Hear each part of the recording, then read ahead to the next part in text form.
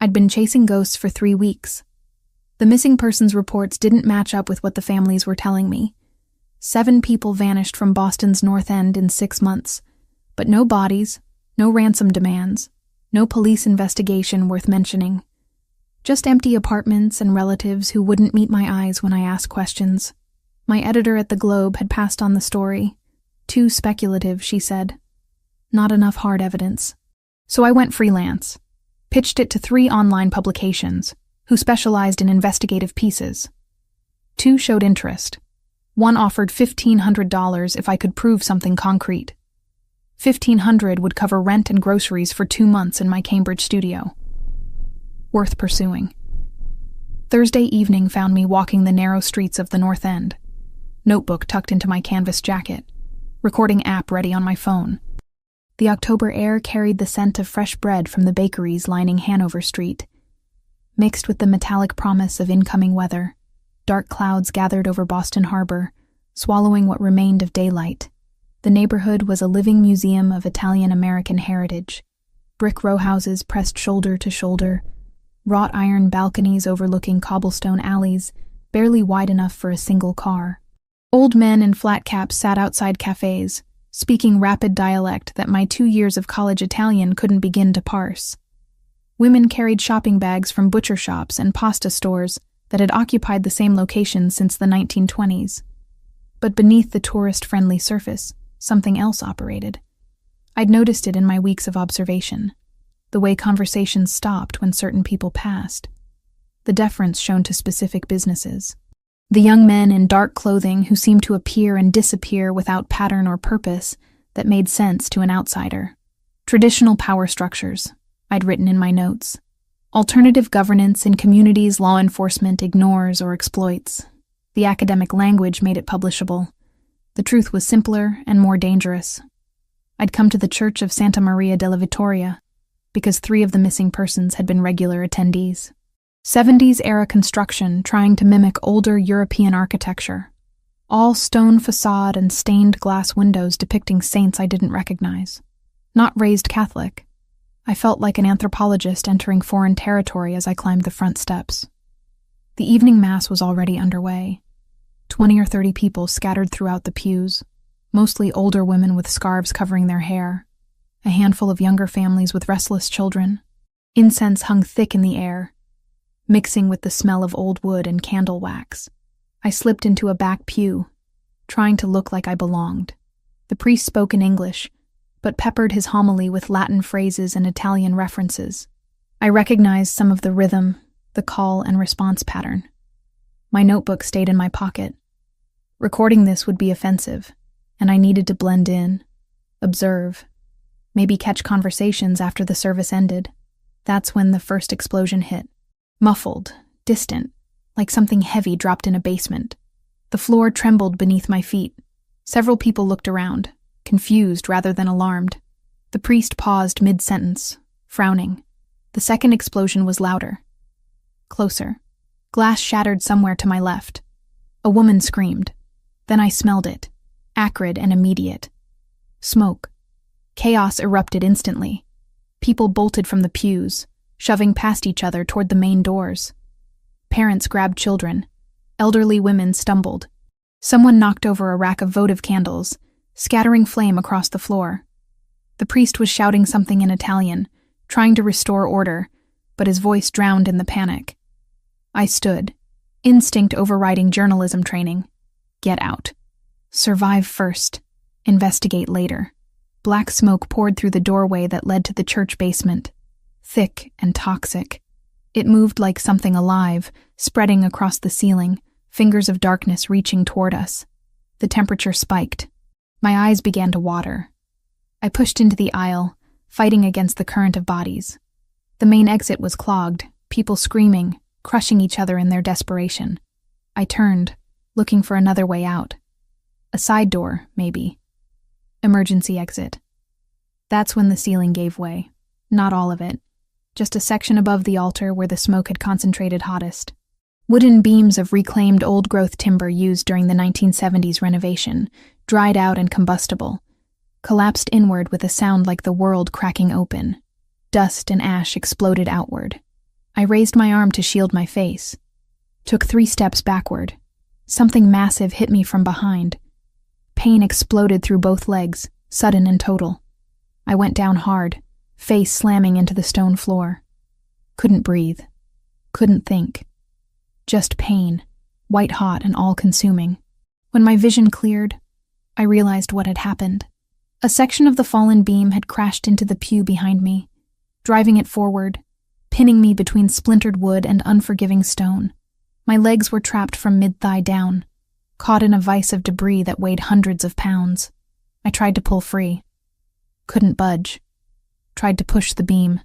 Might as well have been pushing a mountain. The smoke was getting thicker, descending from the ceiling like a blanket. Already I was coughing, lungs burning with each breath. Help! My voice came out raw, barely audible over the crackle of spreading fire. Somebody help me! But the church was empty now. Everyone had fled. Smart. Survival instinct. I would have done the same. I was going to die here, 27 years old, chasing a story about missing people, about to become one of them. The irony would have been funny if I wasn't so terrified. The heat intensified. Sweat ran down my face, mixing with tears and ash. I could see flames now, orange and hungry, climbing the walls near the altar. The smoke made everything hazy, dreamlike. My thoughts began to drift, consciousness slipping. Maybe that was better. Passing out before the real burning started. Small mercy. Then I heard footsteps. Heavy, purposeful, coming from the main entrance. Moving toward me, not away. Someone was coming back into the burning church. Here! I tried to shout, but it came out as a cough. I'm here. A figure emerged through the smoke. Tall, broad-shouldered, wearing dark clothing already streaked with ash. A man, moving with the kind of confidence that suggested he wasn't afraid of fire or collapsing buildings or anything else this world could throw at him. He saw me, dark eyes locked onto mine through the haze, assessing the situation in seconds. You need to leave. I gasped. It's not safe. Just go. He ignored me completely. Moved to the beam pinning my legs, gripped it with both hands. I could see him now through the smoke-stained air. Black hair, sharp features, maybe mid-30s. A thin scar traced along his right jawline, white against olive skin. He wore a suit, expensive even to my untrained eye, now ruined by soot and ash. Please, I said again. You can't lift that. Save yourself. He still didn't respond. Just adjusted his grip, set his stance, and lifted. The beam moved. Not much. Maybe 6 inches. But enough. Enough for me to drag my legs free. Pain screaming through damaged muscles and possibly cracked bones. I scrambled backward on my hands, putting distance between myself and the debris. The man let the beam crash back down. Turned to me, eyes scanning for injuries in that same swift, efficient assessment. Then he stepped forward, and before I could protest or thank him or ask his name, he picked me up. One arm under my knees, the other supporting my back, carrying me like I weighed nothing, like he did this every day. Like rescuing strangers from burning churches was just another Thursday evening. I can walk, I lied, because my legs felt like they'd been through a wood chipper, and I wasn't sure I'd ever walk properly again. No, you can't. His voice was low, controlled. Accent there, subtle. Not Italian exactly, but shaped by it. American-born, I guessed. Raised in a household where another language dominated. He moved toward the exit, navigating fallen debris with practiced ease. The smoke was choking now. Flames spreading across the walls and ceiling. The beautiful stained glass windows were shattering from the heat, raining colored fragments onto the pews below. We hit the cool night air, like breaking through a surface after drowning. It was pouring. Heavy rain that I hadn't noticed during the Mass, now drenching us both in seconds. I gulped it down, washing smoke from my throat, feeling the blessed cold against my overheated skin. Sirens wailed in the distance, growing closer. Fire trucks, ambulances, police. A black SUV idled at the curb, engine running, driver's side door open. Another man stood beside it, older, maybe 50, with silver threading through dark hair. He looked at me with the same assessment as my rescuer, then nodded once. In the back, Franco, my rescuer said. Get her to the safe house. Have Marco look at her legs. Wait, I managed. Hospital. I need a hospital. You need safety first. He set me carefully in the back seat of the SUV, and I got my first clear look at his face. Handsome in a way that suggested danger more than comfort. Those dark eyes held intelligence and calculation in equal measure. The scar on his jaw looked old, well healed. Whatever had caused it hadn't been an accident. Who are you? I asked. For a moment, he said nothing. Just looked at me with an expression I couldn't read. Then he stepped back, nodded to Franco. Go, now. The door closed. The SUV pulled away from the curb, tires hissing on wet pavement. Through the rear window, I watched my rescuer disappear back into the crowd gathering around the burning church, swallowed by smoke and rain and the chaos of emergency response. I tried to stay conscious. Tried to catalog details, license plate numbers, street names. Journalist training kicking in even as my body shut down from shock and pain. But the last thing I saw before darkness took me was his face. Those eyes. That scar. The man who had walked into hell itself to pull me out. Consciousness returned in fragments. White ceiling. Antiseptic smell. Pain in my legs, dull and throbbing, but manageable. Not the screaming agony I remembered from the church. I tried to sit up. Mistake. My body protested immediately, muscles seizing. A hand appeared in my peripheral vision, pressing gently against my shoulder. Easy, Miss Bennett. You've been through significant trauma. The voice belonged to an older man in a white coat. Silver hair neatly combed, wire-rimmed glasses perched on a narrow nose. He had the calm, professional demeanor of someone who'd spent decades dealing with injuries and didn't rattle easily. Where am I? My throat felt raw, words coming out scratchy. Safe. He shone a light in my eyes, checking pupil response. You have severe contusions on both legs, minor smoke inhalation, and a mild concussion. Nothing broken, fortunately. You were lucky. Lucky. Right. Because being trapped in a burning building qualified as good fortune if you survived it. The room came into focus gradually. Not a hospital. Too quiet. Too private. Medical equipment lined one wall. Professional grade. But the space itself felt more like a high-end bedroom converted for healthcare purposes. Hardwood floors, thick curtains blocking natural light, expensive furniture pushed against the walls to make room for the hospital bed I occupied. I need to leave, I said, pushing myself up despite the doctor's warning look. I need to contact someone. My friend will be worried. All in good time.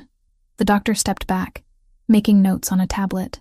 Your vitals are stable, but I'd prefer you rest another few hours before attempting to walk. The door opened before I could argue.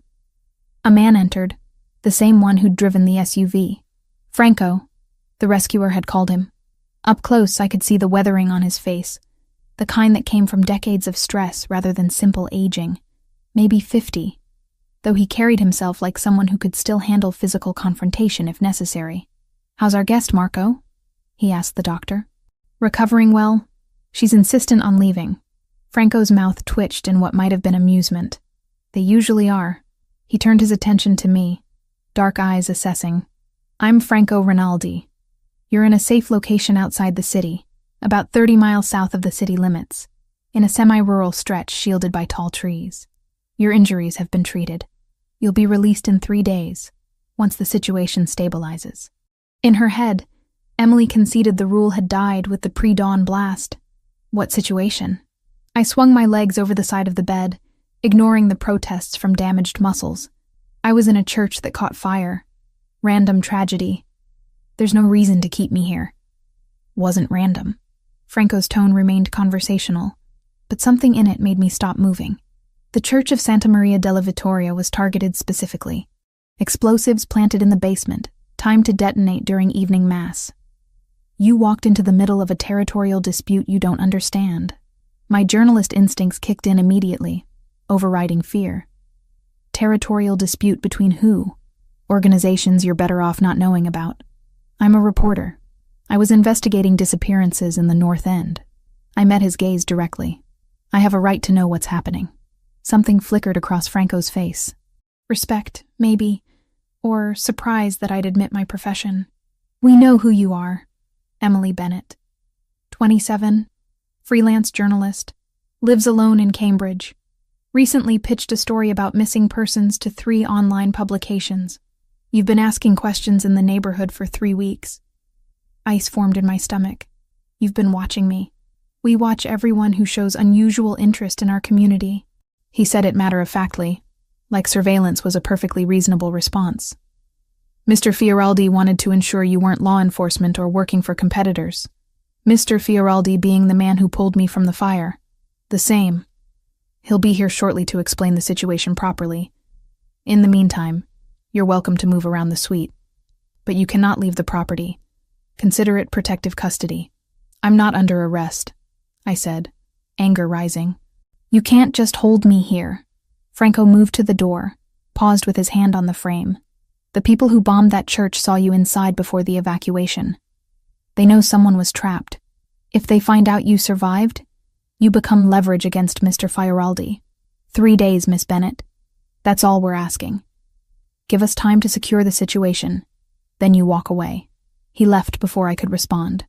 The doctor, Marco, followed without a word, leaving me alone in the medical suite with my thoughts and a growing sense that I'd stumbled into something far more complex than I'd imagined. I stood carefully, testing my weight on both legs. Painful, but functional. The room had a bathroom attached, mirror above the sink. I looked like hell. Face smudged with ash I'd apparently sweated through, red hair a tangled mess, eyes bloodshot from smoke exposure. A change of clothes had been laid out on a chair, comfortable athletic wear in my size, which was somehow more unsettling than the surveillance revelation. How long had they been watching? What else did they know? I cleaned up as best I could with the supplies available, changed into the provided clothing, and began exploring my surroundings. The suite opened into a larger bedroom, tastefully decorated with furniture that probably cost more than my car. Windows overlooked extensive grounds, trees providing natural privacy, a tall stone wall visible in the distance. Definitely not in the city anymore. Suburbs, maybe, or rural Massachusetts entirely. My phone was gone. So was my bag, my notebook, everything I'd been carrying. Journalist instincts screamed at the loss of my notes. 3 weeks of interviews and observations vanished. The bedroom door wasn't locked. I tested it carefully, half expecting an alarm or a guard posted outside. Nothing. Just a long hallway, thick carpet muffling footsteps, more expensive art on the walls. I moved quietly, cataloging details. Large house, multiple rooms, everything maintained with the kind of care that suggested serious money and professional staff. Voices drifted from somewhere below. Male, speaking in what sounded like Italian. I couldn't make out words, but the tone suggested business discussion rather than casual conversation. You should be resting. I spun around. Matteo Fioraldi stood at the end of the hallway, hands in his pockets, watching me with those same dark, assessing eyes.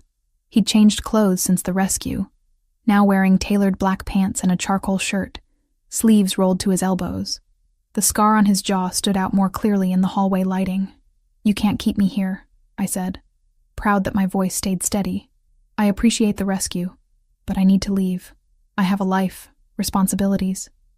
People who'll worry. Your friend Sarah. He moved closer, and I fought the urge to step back. The editor you work with occasionally. She's expecting you back when? The casual knowledge of my personal life sent another chill through me. That's none of your business. Everything that happens in my territory is my business, Miss Bennett, including journalists asking questions about things they shouldn't. He stopped a few feet away, close enough that I could smell faint traces of smoke still clinging to his clothing. But I'm not your enemy. I saved your life because you were an innocent caught in someone else's war. Then let me go. In 3 days. Once we're certain the Albanian Mafia won't use you to get to me. Albanian Mafia. He said it so casually, confirming what Franco had implied. I'd walked into the middle of organized crime warfare, and somehow these people thought I was valuable enough to protect. Or control. I want to call Sarah, I said. She'll report me missing if she doesn't hear from me soon. Matteo considered this, then nodded. Supervised call. You'll tell her you're following a lead out of town. You'll be back early next week. Nothing about the fire or this location. And if I refuse, then we'll contact her ourselves with a similar message." He pulled a phone from his pocket, my phone, and held it out. "Your choice whether she hears it from you or from us." I took the phone, hating the position he'd put me in, hating that he was right about Sarah reporting me missing. She was protective, had been ever since we met in college, bonding over late-night editing sessions and shared frustration with traditional journalism's decline. I dialed her number. She answered on the second ring. "Em, where the hell have you been? I've been calling for hours." "I'm fine," I said quickly. "I'm sorry, my phone died and I've been chasing down a source outside the city. I should have checked in sooner." Mateo watched me, expression unreadable. "Outside the city where?" Sarah's concern was palpable even through the phone. "I can't say yet. It's sensitive. Could be big for the story. I need a few more days to verify everything." Silence on the other end, then a sigh. "Emily, you promised you'd be careful with this North End thing. Those people don't play games." "I know. I am being careful. I'll call you Monday, okay? If you don't hear from me by Monday evening, then worry. I'm worrying now." "Don't. I'm fine. I'm safe. I'm onto something real. Trust me." Another pause. "Monday evening. If I don't hear from you, I'm calling the police." "Deal. I'll talk to you soon." I ended the call, handed the phone back to Mateo. "Satisfied?" "For now." He pocketed the device.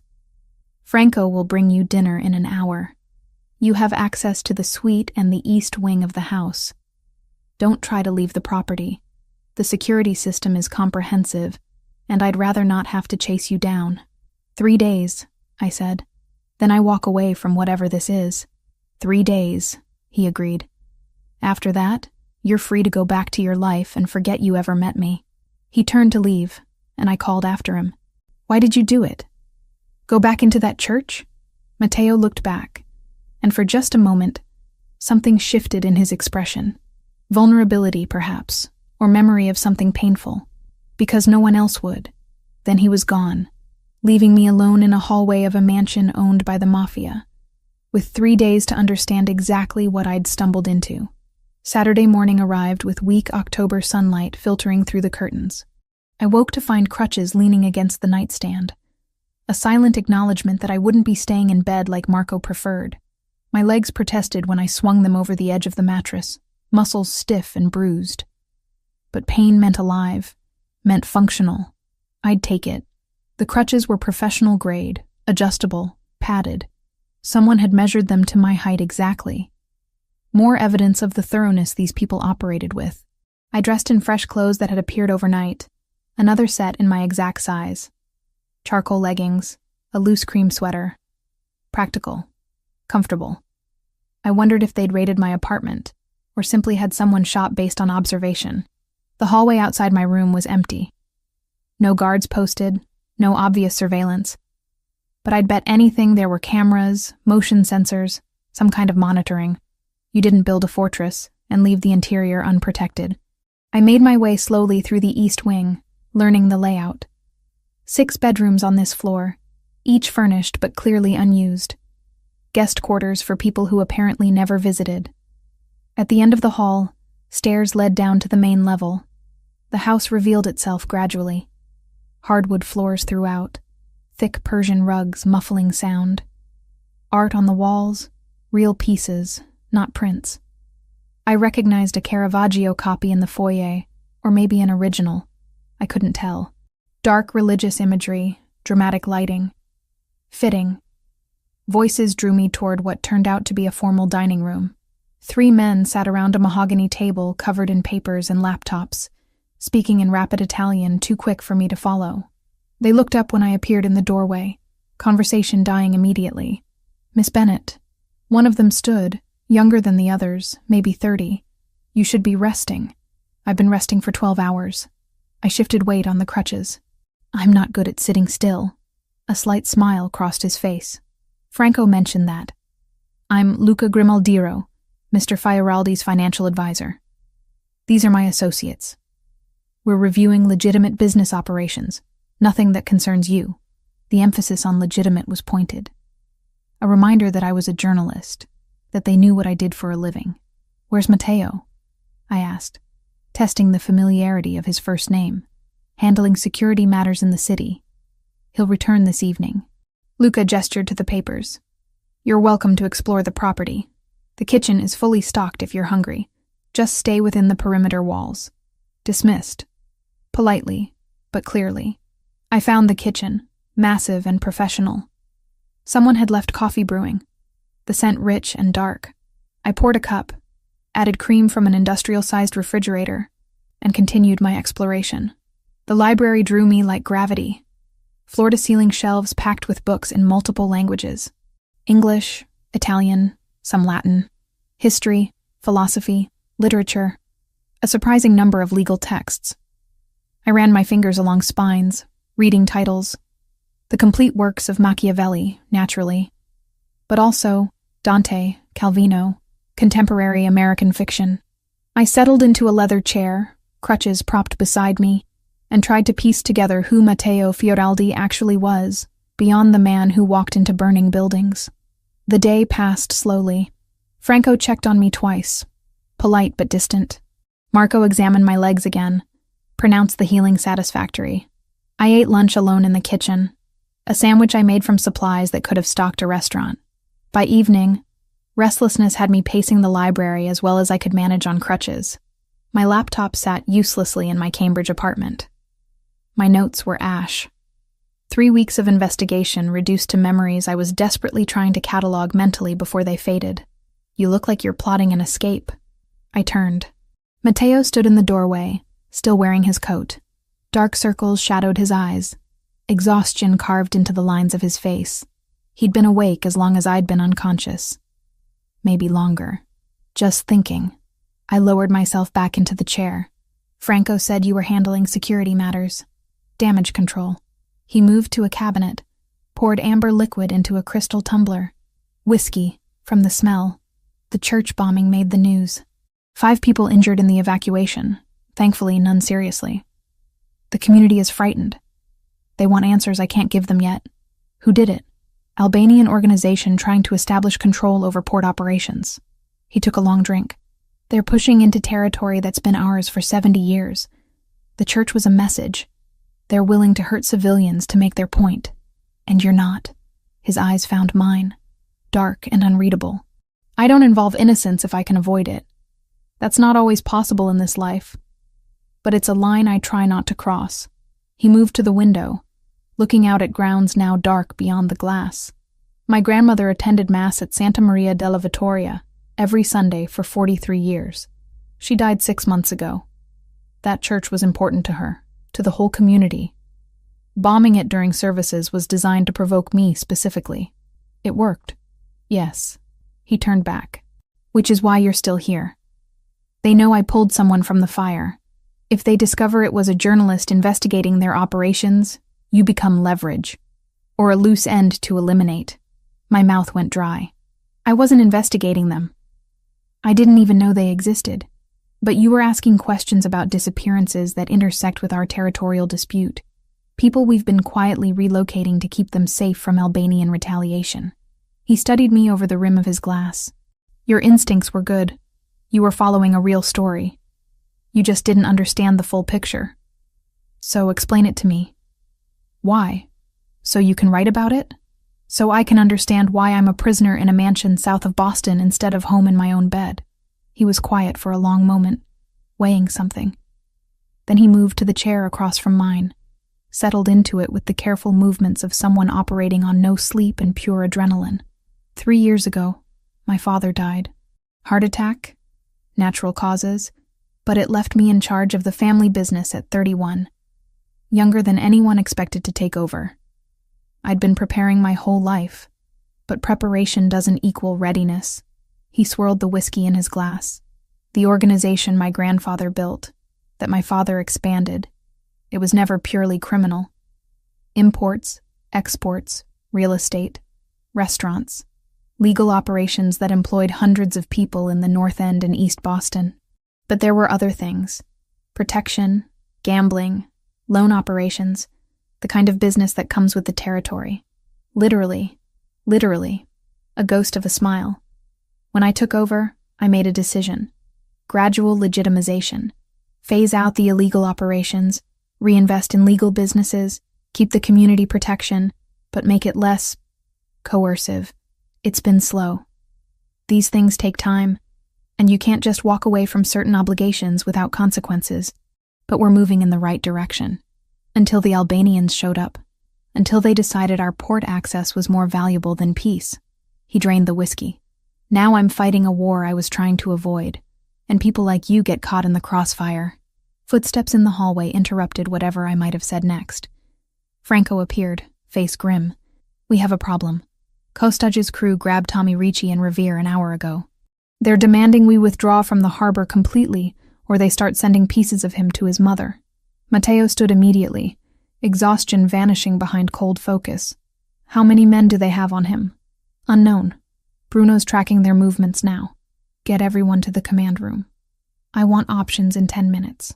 Franco nodded and disappeared. Matteo moved toward the door, then paused, looking back at me. Stay here. Don't leave the library until I come back. How long will that take? However long it takes to get my soldier back alive. Then he was gone, and I was alone with books and silence and the knowledge that somewhere in Revere, someone's life hung in the balance of decisions being made in this house. I should have stayed put, should have followed orders like a good captive. Instead, I grabbed my crutches and followed. The command room was in the west wing, hidden behind what looked like a study door. I pushed it open carefully, crutches awkward against the frame. 8 men clustered around a table covered in maps and laptops. Matteo stood at the center, phone pressed to his ear, speaking rapid Italian. Franco noticed me first, his expression shifting from surprise to resignation. No point sending me back now. Bruno has eyes on the warehouse in Revere, someone reported. 3 hostiles outside, unknown number inside. Tommy's definitely there? Matteo asked, ending his call. Confirmed. They moved him 20 minutes ago. I stayed against the wall, trying to be invisible. This was operational planning, the kind of thing civilians weren't supposed to witness. But no one ordered me out. Maybe they were too focused, or maybe Matteo had decided I'd already seen too much for it to matter. The operation unfolded like choreography.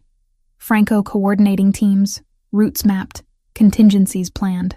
Matteo made the final calls with calm precision, never raising his voice, commanding absolute attention. 6 men, 2 vehicles. We go in fast, extract Tommy, minimize engagement. This is a rescue, not retaliation. He looked at each man. Everyone comes home tonight. They moved out within 15 minutes. I watched from the window as SUVs disappeared down the driveway, taillights swallowed by darkness. Then there was nothing to do but wait. Marco found me in the library an hour later. Brought tea I didn't ask for but accepted anyway. They'll be back soon, he said. Mr. Fioraldi doesn't take unnecessary risks. Just necessary ones? A slight smile. In his position, all risks are necessary. The vehicles returned at midnight. I heard them from upstairs, watched men file back into the house. Tommy Ricci came out of the second SUV supported by 2 others, bloodied but walking. Alive. Matteo was the last to enter. Even from the window, I could see the tension in his shoulders. The way he moved, like every muscle ached. This was what leadership looked like. Not the glamorous version from movies, but the grinding weight of other people's lives resting on your decisions. Sunday passed in strange suspension. I spent it reading, avoiding questions I wasn't ready to ask.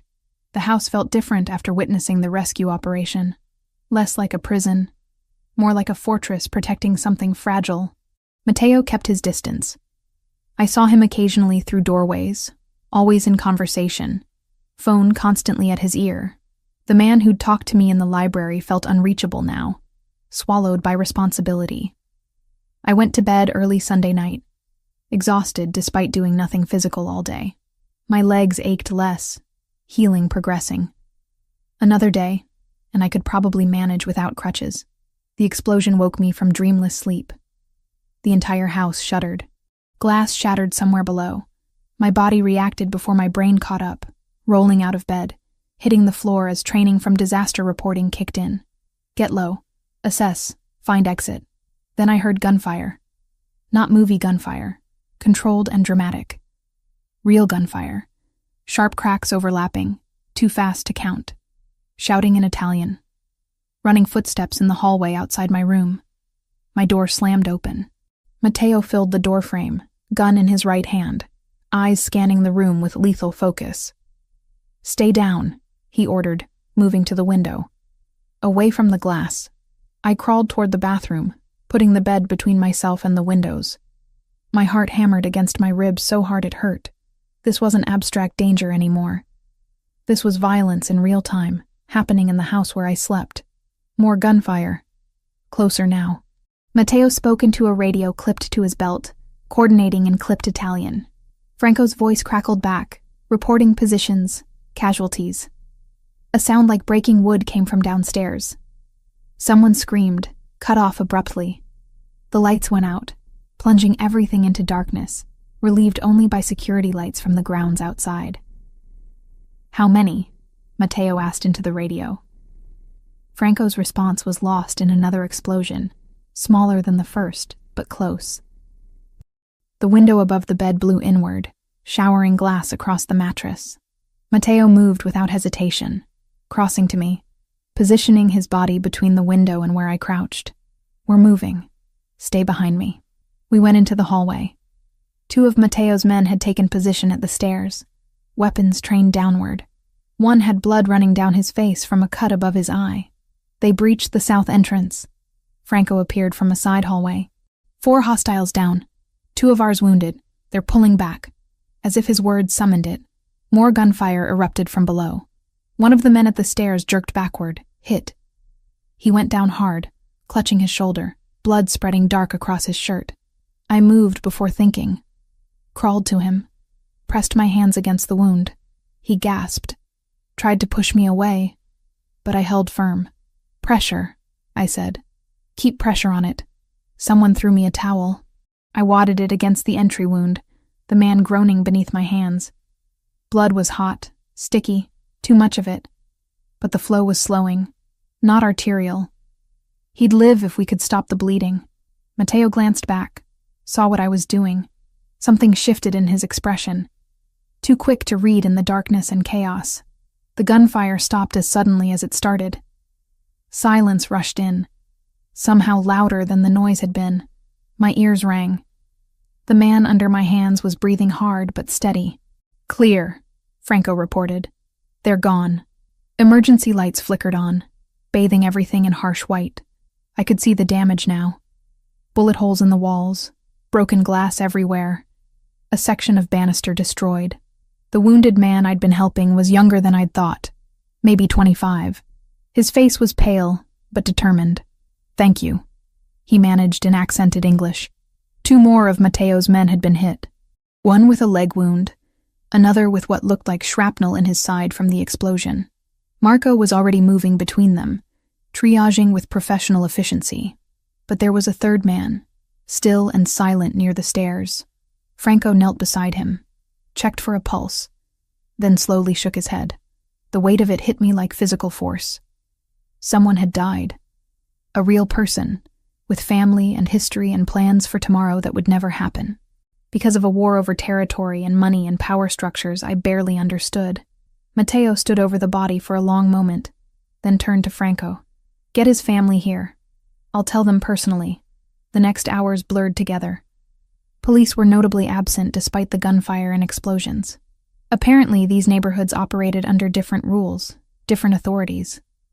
The kind of arrangement you didn't talk about openly, but everyone understood. The property sat on private land with a long, gated access road, and Matteo's people had already jammed cell signals and fed a false alarm to the local dispatcher, delaying patrols by design.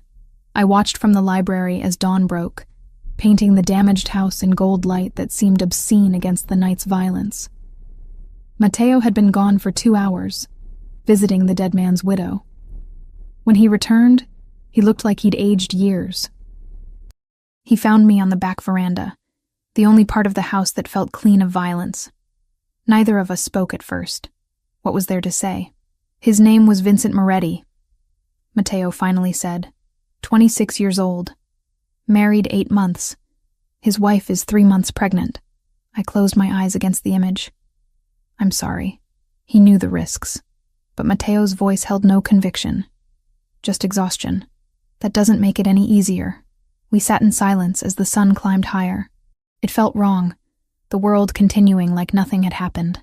Franco appeared in the doorway, face grim. We need to talk. Both of you. We followed him to the study.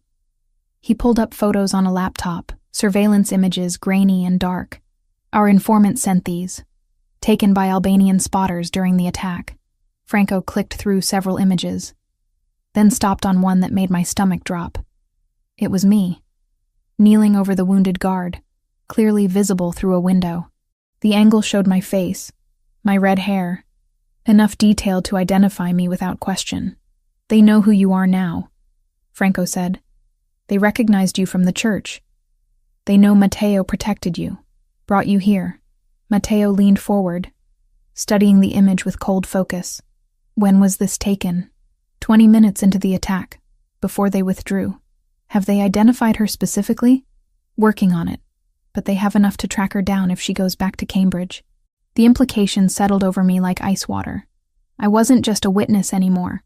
I was leverage, a target, the kind of loose end that got eliminated in wars like this. I need to leave, I said. Get out of Boston entirely. Go stay with family in California until this blows over. They'll find you, Matteo said flatly. If they want you badly enough, geography doesn't matter. And running makes you look guilty. Like you have information worth protecting. So what am I supposed to do? He met my eyes. Stay here, under protection, until we end this or they lose interest. How long could that take? I don't know. My phone buzzed in my pocket. Sarah. I'd promised to call her Monday, but it was barely dawn. Why would she be up this early? I answered, hyper-aware of Matteo and Franco listening. Sarah? Thank God. Emily, are you watching the news? There was an attack in Revere last night, connected to that church bombing. They're saying it's organized crime, Albanian mob against the local Italian families. This is what you were investigating, isn't it? I closed my eyes. Of course she'd made the connection. Sarah was too smart not to. I'm safe, I said carefully. I'm nowhere near Revere. But you're still pursuing this story. Emily, this is dangerous. These people don't care about press credentials or First Amendment rights. They'll hurt you. I know. I'm being careful. Where are you right now? I can come get you. We'll leave Boston together until things calm down. I looked at Matteo, who shook his head slightly. If Sarah came here, she'd become part of this too. Another target. Another person in danger because of me. I can't tell you where I am, but I'm safe. I promise. Just give me a few more days. Emily. Sarah, trust me, please. I'll call you soon. I ended the call before she could argue further, guilt sitting heavy in my chest. I was lying to my best friend, the one person who'd always been there. But what choice did I have? You did the right thing, Franco said quietly. Keeping her out of this protects her. I wasn't sure I believed him, but I also wasn't sure I had any other options left. The week that followed Vincent Moretti's funeral stretched longer than the 7 days on the calendar suggested. I'd told myself I was staying because leaving would be more dangerous, because the Albanians had my face, and Franco was right about geography not mattering to people who wanted you dead. But that wasn't entirely true anymore. Tuesday morning found me in the library again, laptop open on the mahogany desk. Franco had provided it reluctantly, after I'd argued that sitting idle was driving me insane. Limited internet access, heavily monitored, but functional for basic research. I started with the disappearances that had brought me to the North End in the first place. 7 people in 6 months, all connected to the Italian community. No bodies, no ransom demands, just empty apartments and families who wouldn't talk. I cross-referenced names with property records, social media activity, utility bills. Patterns emerged slowly, like developing photographs in a darkroom. Maria Giordano, reported missing in April, had electricity bills showing up at an address in Hartford, Connecticut. Anthony Cusumano, gone in June, had a new driver's license issued in Providence, Rhode Island. They weren't dead. They were relocated. By Wednesday afternoon, I'd mapped 5 of the 7 to new locations, all within 3 hours of Boston, all in areas where Italian communities existed, where they could blend in, start over. Witness protection, but not the federal kind. This was family taking care of its own. I found Matteo in what Franco called the war room, staring at maps of Boston Harbor with the intensity of a general planning invasion. He looked up when I entered, exhaustion carved into the lines around his eyes. "The missing people," I said without preamble. "They're not missing. You moved them." He studied me for a long moment, then gestured to a chair. "Sit. Tell me what you found." I laid out my research, the addresses, the pattern of relocation.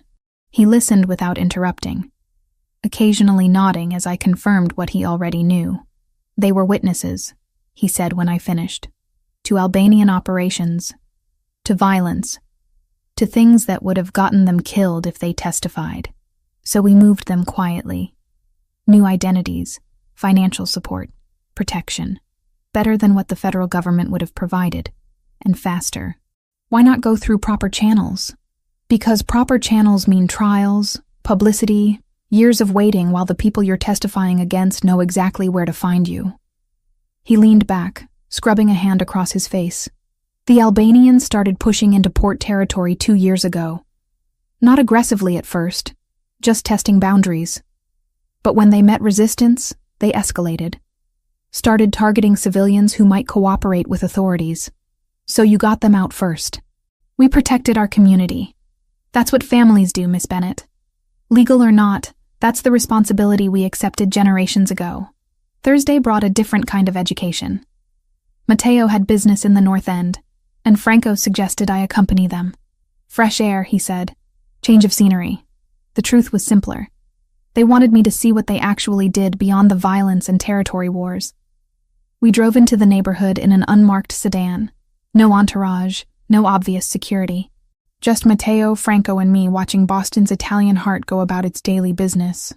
Our first stop was a bakery on Hanover Street, the kind that had occupied the same storefront since the 1940s.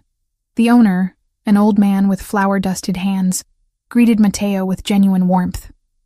They spoke in Italian too rapid for me to follow, but I caught the gist. A dispute with the landlord. Rent increases the bakery couldn't sustain. Matteo made 2 phone calls. Within 20 minutes, the issue was resolved. The landlord, who apparently owed the Fioraldi family some unspecified favor, agreed to keep rent at current rates for 5 years. "That's not exactly legal mediation," I said as we left. "No," Matteo agreed. "But it kept a 70-year-old man from losing his livelihood, and it kept an institution in the community. Sometimes the law isn't equipped to handle what's actually just." The afternoon continued in similar fashion. A dispute between 2 restaurant owners over supplier contracts, settled with phone calls and quiet conversation. A widow whose pension had been delayed by bureaucratic nonsense, resolved through connections Matteo had in city offices. A teenager caught shoplifting, handled privately rather than through police who would have given him a record. I watched it all with growing complexity of feeling. This wasn't the romanticized mafia from movies, all violence and intimidation. This was something closer to feudal lordship, protection and control bound together so tightly you couldn't separate them. "You're judging," Matteo observed as we drove back. "I'm trying to understand." "Understanding and approval aren't the same thing." "No," I agreed. "They're not." Friday evening found us in the library again, the space that had become neutral ground between us. He poured whiskey, offered me a glass I accepted this time. The alcohol burned pleasantly, warming me from the inside. "Tell me about the port," I said. "Why it matters so much." He settled into the chair across from mine, drink cradled in both hands. "My grandfather came to Boston in 1952 with nothing. He worked the docks, saved every dollar, eventually bought a small import business. Wine, olive oil, cheese, real products, legal trade. My father expanded it, added restaurants, real estate. We employ 300 people directly, another 200 indirectly through contracts and supply chains. And the illegal operations? Protection mostly. Gambling operations we inherited and haven't fully phased out. Some loan services the banks won't touch. He met my eyes. I'm not pretending we're saints, Emily, but 70% of our revenue is legitimate business. I've spent 3 years moving that number toward 80, toward 90. It's slow, but it's progress. Until the Albanians showed up. Until they decided our port access was more valuable than peace. They want the shipping routes, the warehouse space, the connections we've built over 70 years. His jaw tightened. They think they can take it through violence and intimidation. They're wrong. My phone buzzed. Sarah, for the 3rd time this week. I'd been maintaining the lie about chasing a story, keeping details vague, promising to check in regularly. The guilt was becoming its own weight. I stepped into the hallway to answer. Hey, you sound tired. Long week. How are things there? Fine. Boring without you around. She paused. Em, are you sure you're okay? You sound different. Different how? I don't know. Stressed, maybe, or scared. If you're in over your head with this story, you can walk away. No article is worth getting hurt. I thought about Vincent Moretti's widow, about the bullet holes in the mansion walls, about the way Matteo looked at me sometimes like I was a problem he couldn't solve.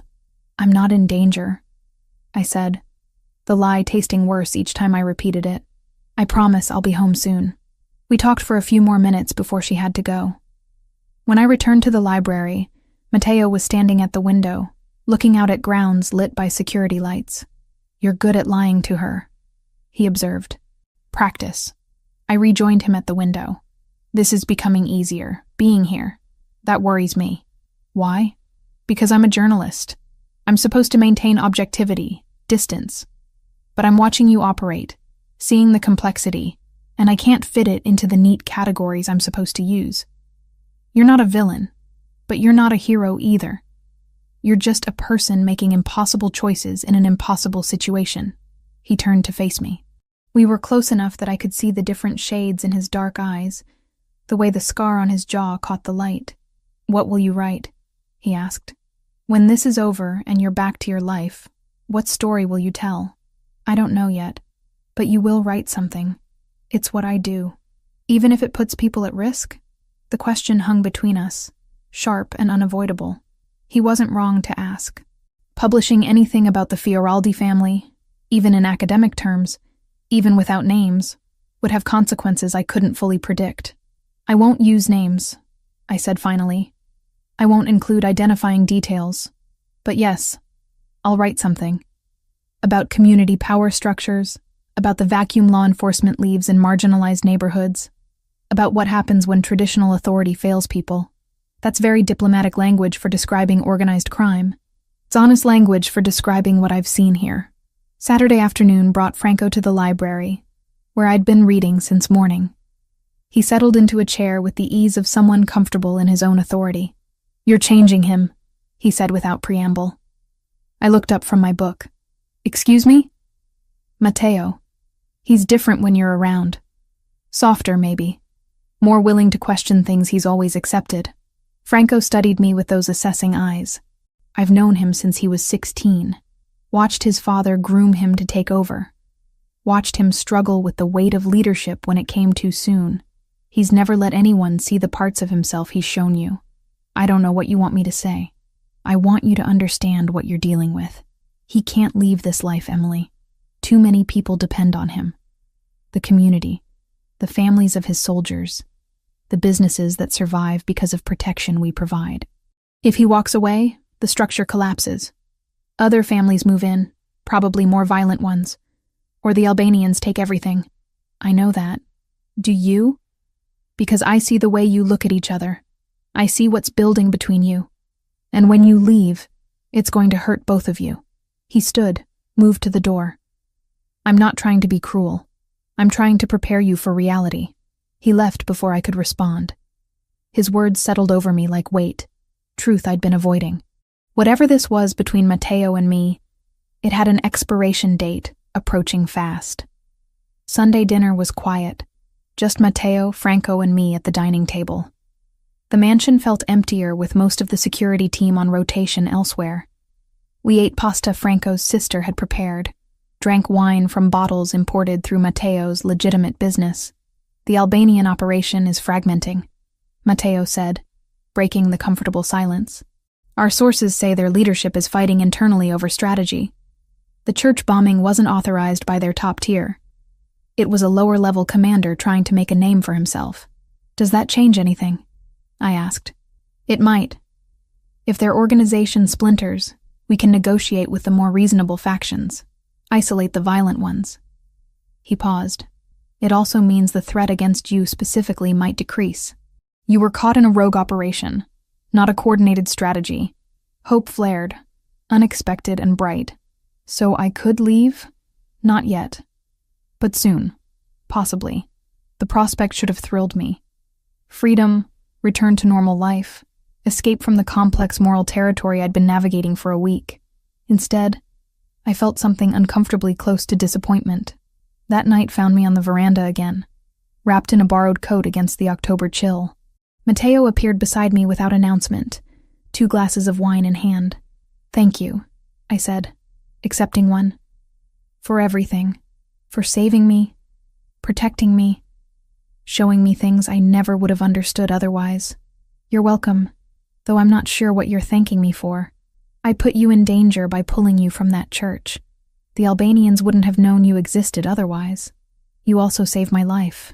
I'd be dead if you hadn't gone back in. We stood in silence, watching stars emerge in the darkening sky. Boston's light pollution was visible on the horizon, but out here we could see the constellations clearly. I've been thinking about what you said, Matteo began, about writing your story. You should do it. Tell the truth as you see it. The complexity, the contradictions, all of it. It won't be flattering. Truth rarely is. He turned to face me. But it'll be honest, and that matters more. The moment stretched between us, charged with everything unsaid. His hand reached up, fingers brushing hair back from my face with unexpected gentleness. My breath caught. Then the veranda door opened. Franco stood there, phone in hand, expression urgent. We have a problem. The Albanian commander who ordered the church bombing, someone just took him out. Execution style. And they're pointing fingers at us. Matteo's posture shifted instantly from the man beside me to the leader his family needed. Gather everyone. Command room, 5 minutes. He looked back at me once, regret and something else crossing his features. Then he was gone, and I was alone on the veranda with stars overhead and the taste of almost on my lips. The assassination of the Albanian commander changed everything overnight. Monday morning brought a tense energy to the mansion. Men moving with purpose through hallways, conversations conducted in urgent whispers. I stayed out of the way, watching from the library as Matteo's organization shifted into high alert. Franco found me before noon, his expression grim. We need to talk. Both of you. Matteo was already in the command room when we arrived, studying satellite images of the North End on multiple screens. He looked like he hadn't slept, exhaustion etched into every line of his face. The Albanians are planning retaliation, Franco said without preamble. Our source inside their operation sent this an hour ago. He pulled up architectural plans on one of the screens. They're targeting the church again. Santa Maria della Vittoria. Explosives, enough to level the entire block. My stomach dropped. It's still under reconstruction. There are workers there every day. They don't care about workers, Matteo said flatly. They care about sending a message. The church is symbolic, represents everything they want to destroy about our presence in the North End. When? I asked. Tomorrow night. They're moving the explosives into position this afternoon. Franco zoomed in on the plans. We can intercept, but they'll have significant numbers. 10, maybe 15 men guarding the operation. Matteo studied the images in silence, calculating odds, weighing options. I could see the weight of command pressing down on him, every choice carrying consequences measured in lives. We don't have enough men to take them head on, Franco continued. Not without casualties we can't afford. An idea formed, reckless and possibly brilliant. What if you didn't have to go head on? I said. What if they thought you were somewhere else entirely? Both men looked at me. I moved to the computer, pulling up my research from the past week. During my investigation, I identified a Boston PD detective who's been feeding information to the Albanians. Detective Carl Morgan, works Organized Crime Division. I have his contact information from when I was trying to get quotes for my article. I looked at Matteo. If I reached out to him, said I had information about Fioraldi family operations at the port tomorrow night, he'd pass it to his Albanian contacts. You want to plant false intelligence? Matteo said slowly. Create a diversion. They split their forces, send people to the port expecting an ambush there. Meanwhile, you hit their actual operation at the church with your full team. Franco was already shaking his head. Too risky. If they suspect it's a setup, they adjust and we lose the element of surprise. And it puts Emily directly in their crosshairs if Morgan figures out she's working with us. She's already in their crosshairs, Matteo said quietly. The photos from the attack proved that. He studied me for a long moment, and I could see him fighting two impulses. The strategic value of my plan versus the desire to keep me out of danger entirely. I can do this, I said. Morgan thinks I'm just a journalist chasing a story. He doesn't know I'm here. Doesn't know I have any connection to your family beyond being a witness to the church bombing. I tell him I've been investigating Fioraldi operations, discovered something big happening at the port, offer it as an exclusive tip. He takes it to the Albanians. They can't resist the intelligence. And if it goes wrong?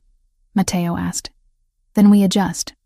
But doing nothing guarantees they bomb that church and kill whoever's in the area. The silence stretched. Franco waited for Matteo's decision, clearly against the plan but deferring to his judgment. You stay here, Matteo finally said. In the command van with Franco. You make the call, plant the information, then you don't leave this property. Understood? Understood. And Emily? His eyes held mine. If this works, I owe you more than I can repay. If it doesn't, I'll never forgive myself for agreeing to it. We spent the next 2 hours planning every detail. What I'd say to Morgan, how to make the intelligence sound credible without being too specific. Timing the call so the Albanians had enough notice to redirect resources, but not enough to verify independently. At 3 p.m., I made the call from a burner phone Franco provided. Morgan answered on the 4th ring, suspicious immediately. Detective Morgan, this is Emily Bennett. I'm a freelance journalist. I reached out to you a few weeks ago about North End disappearances. I remember. What do you want, Miss Bennett? I've been following a lead, and I've uncovered something significant. Fioraldi family operation, happening tomorrow night at their warehouse facility near the port. Large shipment coming in, something they're being very careful about. I thought you'd want to know. Silence on the other end. I could hear him breathing, weighing whether this was legitimate. What kind of shipment? I don't have specifics, but the security arrangements are extensive. Whatever it is, it's important to them. I'm willing to share my source information if you can guarantee protection and attribution for my story. Send me what you have. I'll look into it. I need your word this leads to arrests. If I'm burning sources, it has to be worth it. You have my word. I ended the call, hands shaking slightly. Franco nodded approval. Well done. Natural hesitation, credible motivation. He'll take it to his contacts. Now came the hardest part. Waiting. The command van was equipped with communications gear that looked military grade, screens showing feeds from cameras positioned around the church reconstruction site. We parked 3 blocks away, Franco at the controls, me beside him watching everything unfold in real time. Matteo's team moved into position at 7 p.m. 12 men, approaching from multiple angles, communications coordinated through the radio system Franco monitored. On a second screen, we tracked Albanian movement at the port, confirming they'd taken the bait. 7 hostiles there, leaving only 4 guarding the church operation. All teams, you have green light, Franco said into his headset. Target is the basement access, southwest corner. Rules of engagement: neutralize threats, secure explosives, minimize collateral. Go. I watched shadows move across the screens, figures approaching the church with practiced precision. Then the first shots, muzzle flashes bright in the darkness. The sound came through the radio, sharp and immediate. Contact, 3 hostiles, engaging. Second team moving to flank. Basement secured, 2 down. The operation lasted 8 minutes. 4 Albanian operatives neutralized, explosive materials secured, no civilian casualties. Professional, efficient, exactly what Matteo had trained his people for. But then Franco's voice tightened. Matteo's hit, right shoulder through and through. He's mobile but bleeding. Everything else faded. I heard myself asking if he was okay, heard Franco's response that it was superficial, heard the tactical debriefing continuing. But all I could focus on was the image of Matteo wounded, bleeding, because I'd suggested this plan. When the vehicles returned to the mansion, I was standing in the driveway before they'd fully stopped. Matteo climbed out of the second SUV, left arm hanging awkwardly, blood soaking through a makeshift bandage on his right shoulder. Marco was already moving toward him with a medical kit, but Matteo's eyes found mine first. "It worked," he said. "Everyone's safe." I crossed the distance between us without thinking, without planning, driven by relief and fear, and something fiercer I wasn't ready to name.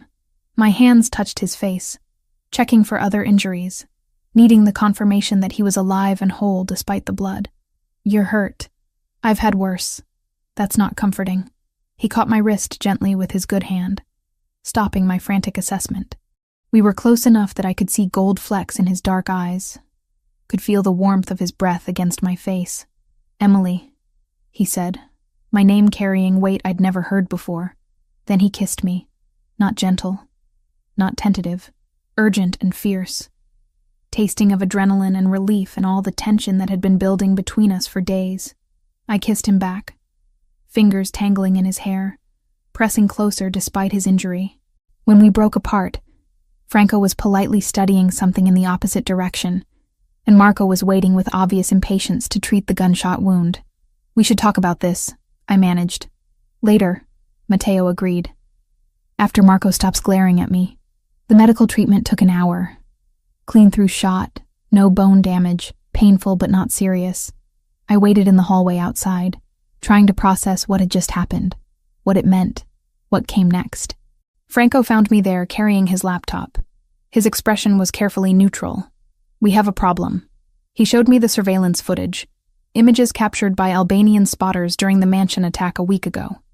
Me, kneeling over the wounded guard, clearly visible through the window. My face, my red hair, enough detail to identify me without question. "They've been circulating this in their network," Franco said, "trying to determine who you are and why Matteo protected you. Our intelligence suggests they've connected you to the church bombing, figured out you're the journalist who was asking questions in the North End." Ice formed in my stomach. "So they know where to find me. They know your name, your apartment address, probably your routine before Matteo brought you here. Going back to Cambridge now would be suicide. They'd grab you within hours, use you as leverage against us." Matteo appeared in the doorway, shoulder freshly bandaged, moving carefully. He'd heard the last part. "You can't go home," he said. "Not until we resolve this completely. They've made you a target, Emily. I'm sorry. How long?" "I don't know. Days, weeks, possibly longer." He moved closer, voice dropping. "But I promise you, we will end this. And when we do, you'll be free to go back to your life." I looked between them, at Franco's grim certainty and Matteo's fierce protectiveness. The mansion that had been temporary shelter was now an indefinite prison. The investigation that brought me here had become something far more dangerous than I'd ever imagined. And the man I'd just kissed, the one who'd risked everything to keep a church from exploding, was the only thing standing between me and people who wanted to use me to destroy him. "Then we end it," I said. "Tell me what needs to happen." Matteo's hand found mine, squeezed once. We end it together. The days after the church operation felt like trying to breathe underwater. Everything moved around me. Conversations happening in rooms I wasn't invited to. Plans being made without my input. Matteo became a ghost in his own house, appearing only for brief moments before disappearing into meetings with men whose names I didn't know. We'd kissed. We'd stood in that driveway with his blood on my hands and crossed a line neither of us could uncross. And now he was avoiding me, like I carried some contagious disease. Franco found me in the library Wednesday afternoon, where I'd been pretending to read the same page for an hour. He settled into the chair across from mine with the weariness of someone who'd been awake too long. "He's not avoiding you because he wants to," Franco said without preamble.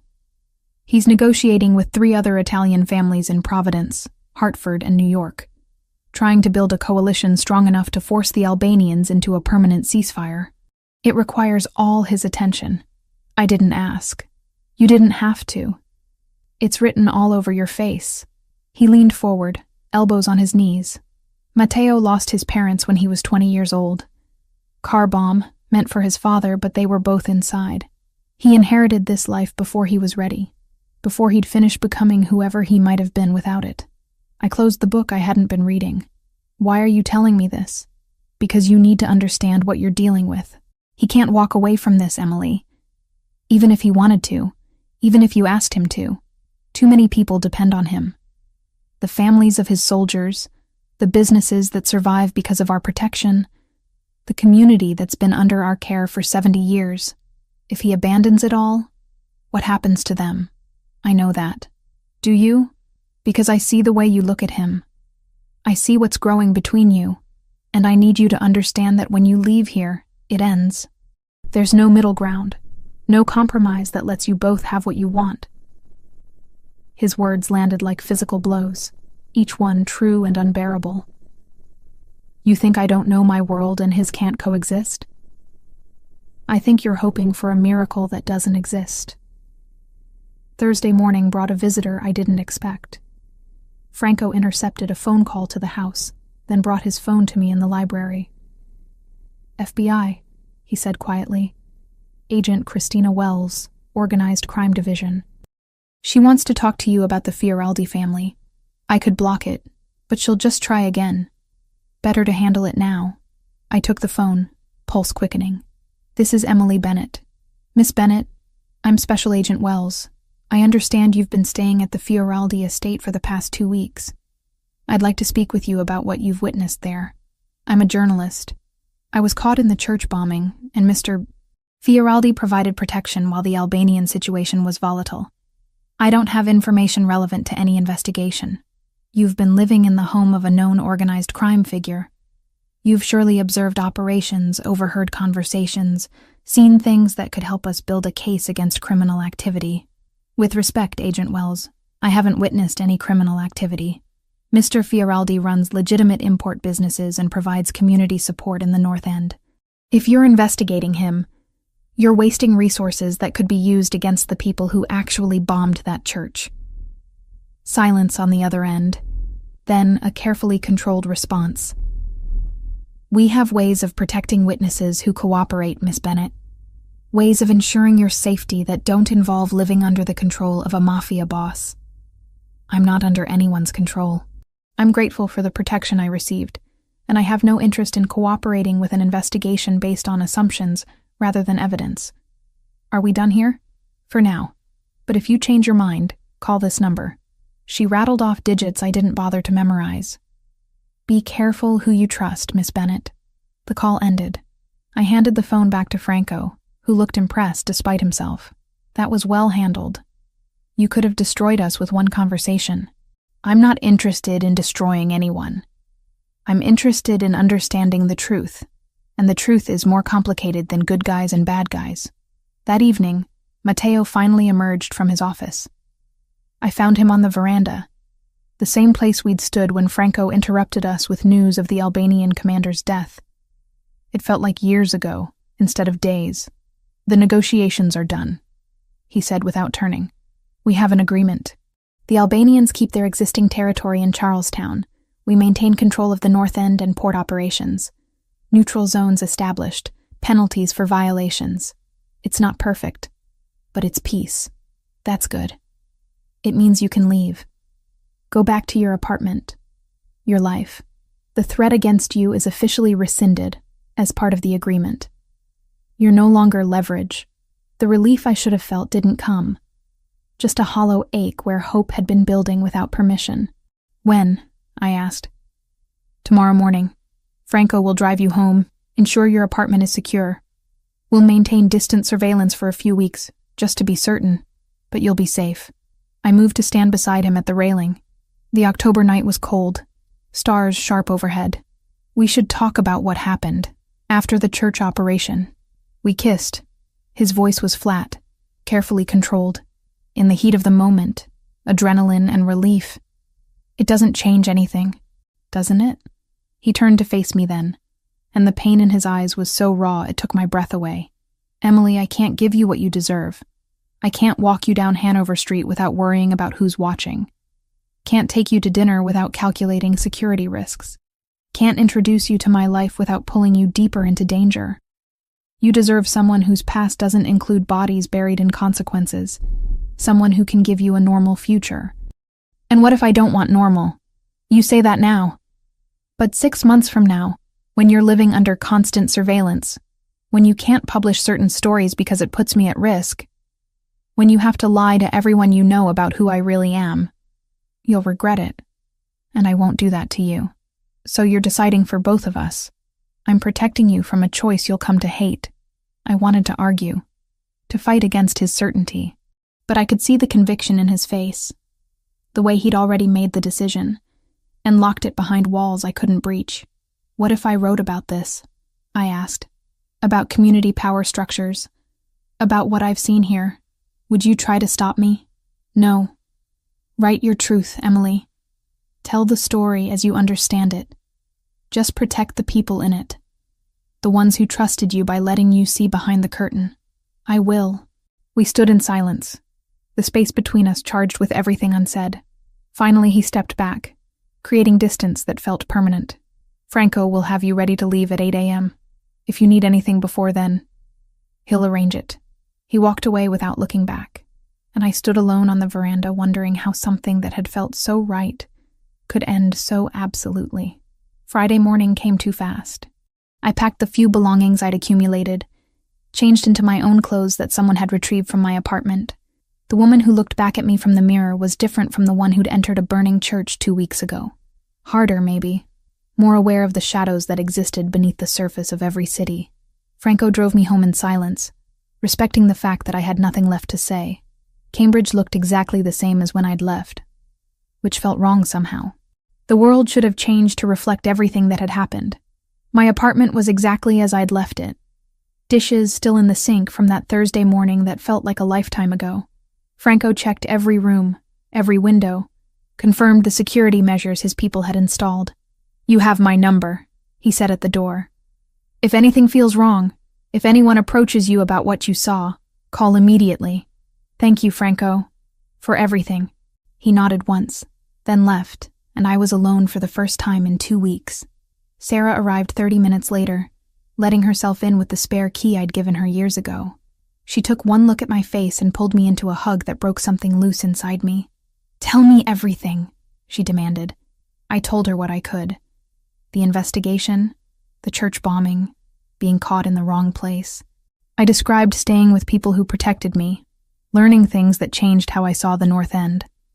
I left out names, faces, the way Mateo's eyes looked in firelight. And now you're safe? She asked. Now I'm safe.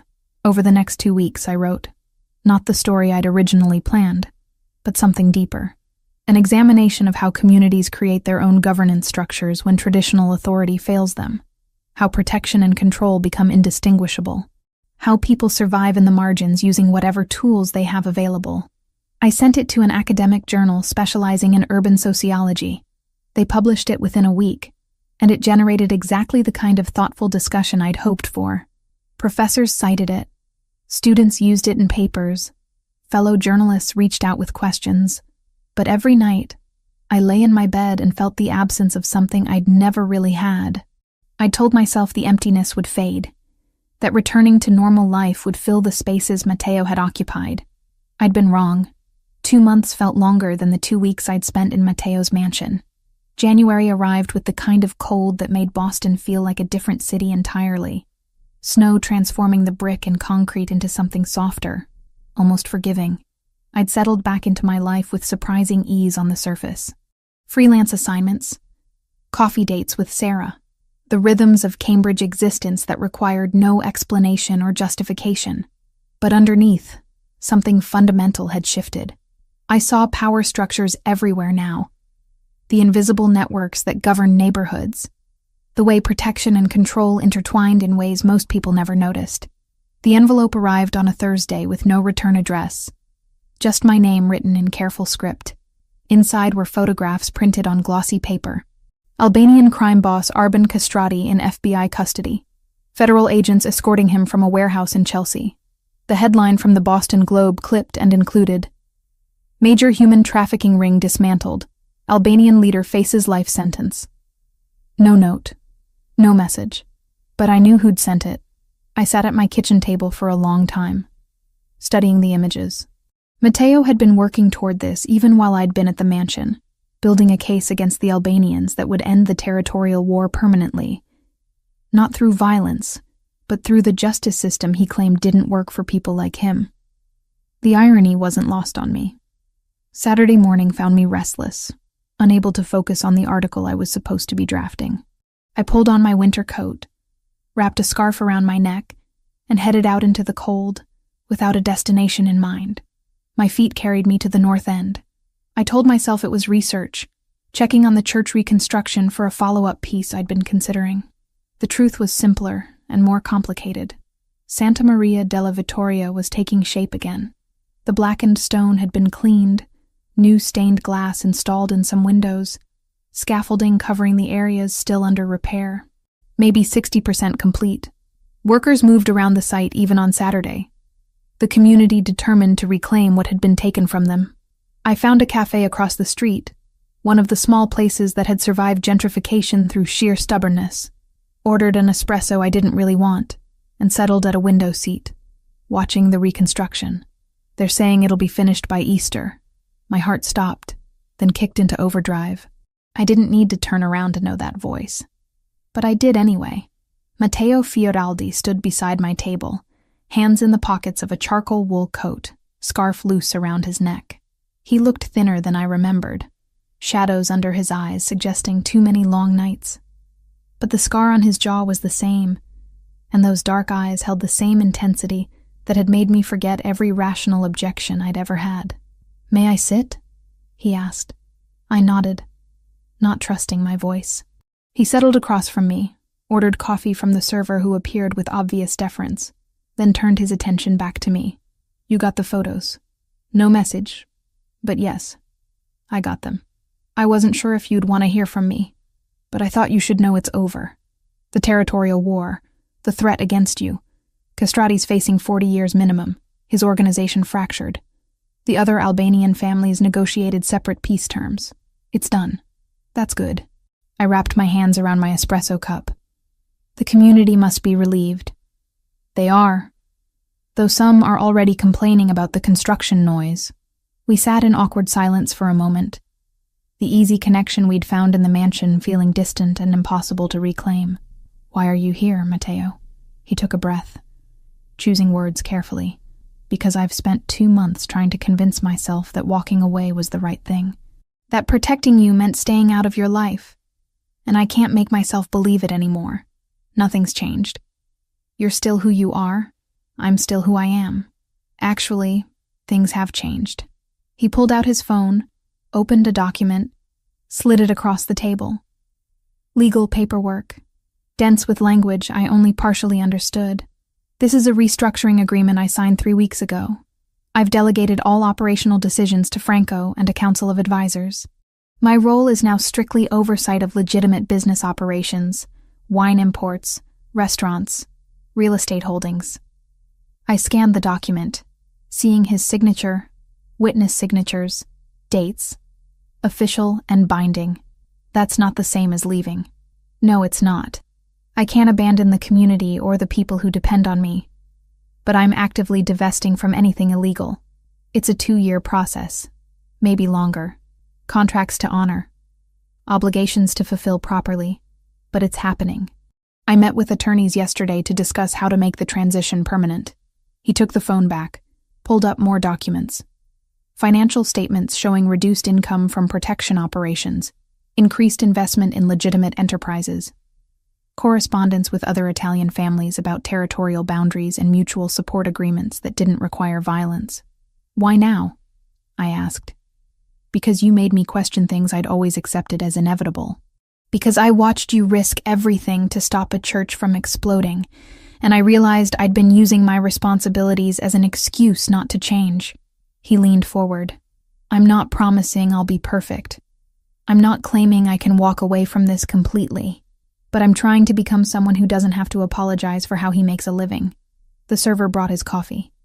He added sugar slowly, giving me time to process. What are you asking me, Mateo? Dinner. Just dinner. Let me show you who I'm becoming, not who I was. If you decide it's not what you want, I'll respect that. But I had to try, Emily. I had to know if what we had was real or just adrenaline and impossible circumstances. I thought about the past 2 months. The way I'd reread my own article dozens of times, looking for him between the lines. The way Cambridge felt emptier than it should. Even with Sarah and my work and my freedom. The way I'd driven past the North End twice without admitting why. I don't know if this can work, I said honestly.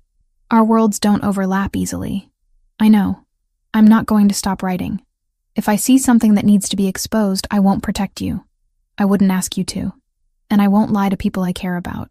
Sarah already suspects something happened that I'm not telling her. Then tell her. The truth.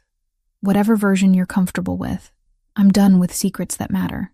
I studied his face, looking for the calculation I'd seen during those weeks at the mansion. Found only exhaustion and hope, and the same vulnerability he'd shown me in the library that first night. 1 dinner, I said. No promises beyond that. Relief washed over his features. 1 dinner, that's all I'm asking. We finished our coffee talking about surface things. The reconstruction timeline, changes in the neighborhood, a new restaurant Franco's sister was opening. Easy conversation that reminded me why I'd been drawn to him in the first place, beyond the danger and the protection and the impossible situation. When we left the cafe, snow had started falling again, light flakes drifting through the narrow streets of the North End. Mateo walked beside me, careful to maintain a respectful distance, as we wandered down Hanover Street. What's your opinion on the great cannoli debate? He asked suddenly. I laughed, surprised. The what? Mike's pastry versus modern pastry. It's a serious question. Wars have been fought over less. I'm a journalist. I remain impartial on controversial topics. Coward. Diplomatic. We argued about pastries and the best pizza in Boston, and whether the Red Sox had any chance next season. Trivial conversations that felt profound because they were normal, because they weren't about violence or territory or impossible choices. At the corner where Hanover met Prince Street, we stopped. My apartment was in one direction, his life in another. Thank you for today, I said. Thank you for giving me a chance. He reached into his coat, pulled out another card. My personal number. Not business, not monitored. Call me when you're ready for that dinner. I took the card, our fingers brushing in the exchange. The same electricity I'd felt in the mansion driveway, but gentler now. Less desperate. Mateo? I said, as he started to turn away. I'm glad you didn't stay away. His smile was real, reaching his eyes for the first time since he'd sat down at my table. So am I. I watched him walk back into the North End. A figure in a charcoal coat disappearing into falling snow, and the neighborhood that had shaped him. Then I turned toward Cambridge, pulling out my phone. Sarah answered immediately. Em? What's up? I'm having dinner with someone. Maybe tomorrow, maybe next week. I don't know yet. Someone interesting? I thought about Mateo's transformation, about the risks we were both taking, about the possibility that hope could exist without guarantees. Very interesting, and complicated. I'll tell you about it over coffee. I'm holding you to that. We said goodbye, and I continued walking through snow-covered streets, the card in my pocket and a future unwritten stretching ahead. It wouldn't be easy. There would be challenges neither of us could predict, moments where our worlds collided in ways we couldn't control. But for the first time since leaving his mansion, I felt like I could breathe fully, not because anything was certain, but because we'd both chosen to try anyway.